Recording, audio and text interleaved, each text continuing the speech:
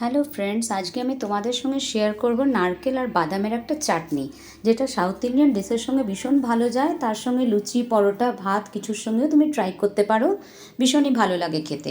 তো চলো শুরু করা যাক। এখানে আমি নিয়ে নিয়েছি কাঠখোলায় ভেজে রাখা বাদাম, কিছুটা নারকেলের টুকরো, 4-5টা কাঁচা লঙ্কা আর কয়েক কোয়া রসুন। এই কটা জিনিস দিয়ে আমি তৈরি করব নারকেল আর বাদামের চাটনি। তো প্রথমে আমি বাদামগুলোকে ধুয়ে নিয়ে কিছুক্ষণ ভিজিয়ে রেখেছিলাম, আধ ঘন্টা মতন ভিজিয়ে রেখেছিলাম। তারপরে সে জলটা ছেঁকে তার সঙ্গে আরও সব ইনগ্রিডিয়েন্টসগুলো দিয়ে মিক্সিতে ভালো করে একটা পেস্ট তৈরি করে নেব। একটু জল দেব, কারণ সব জিনিসগুলোই তো ড্রাই, একটু পেস্টটা যেন একটু লিকুইডই হয়, সেই কারণে একটু জল দেব। দিয়ে এটা ভালো করে একটা মিক্সার তৈরি করে নেব। খুব বেশি ফাইন পেস্ট না করলেও চলবে, একটুখানি রাফ থাকলে টেস্টি লাগে বেশি খেতে। এই হয়ে গেল পেস্ট। দেখতে পাচ্ছ কনসিস্টেন্সিটা কেমন আছে, খুব বেশি থিকও না আবার খুব বেশি পাতলাও না।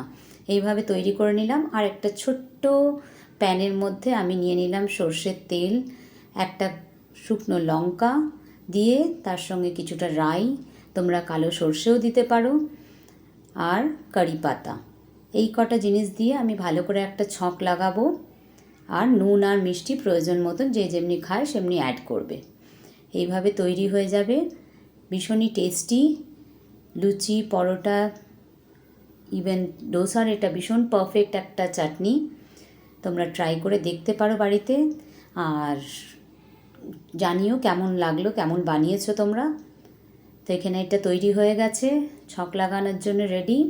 এরপর এটাকে আমি ডাইরেক্ট ট্রান্সফার করে দেব চাটনির যে বাউলটায় আমি মিক্সড করা জিনিসটাকে রেখেছিলাম।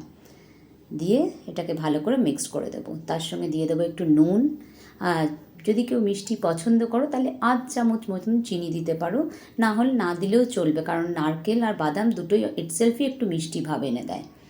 আর যে বেশি ঝাল খেতে চাও সে আরও কয়েকটা কাঁচা লঙ্কা এর সঙ্গে অ্যাড করে দিতে পারো পেস্ট করার সময়। তো রিয়েলি টেস্ট ভেরি নাইস। তোমরা একবার ট্রাই করে দেখবে আর আমাকে জানাবে কেমন হয়েছিল।